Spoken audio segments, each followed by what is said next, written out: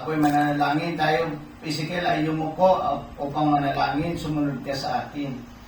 Panginoong Diyos na makapangyarihan sa lahat, ako po ay si Ezekiel na nagsisisi at handang tumalikod sa aking mga kasalanan. Panginoong Diyos, patawarin mo po ako sa lahat ng aking pagkakasala. Panginoong Jesucristo, binubuksan ko po ang aking puso at kayo po ay pumasok sa aking puso bilang Panginoon ko at tagapagligtas ng aking buhay.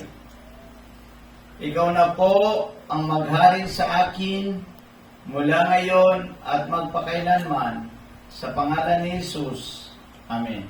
Ezekiel, kung sa panalangin natin pagtanggap sa ating Panginoong Jesucristo, kung ikaw ay sumunod sa aking panalangin at talagang tunay na tinanggap mo sa iyong puso si Jesucristo, ikaw ngayon ay anak na ng Diyos.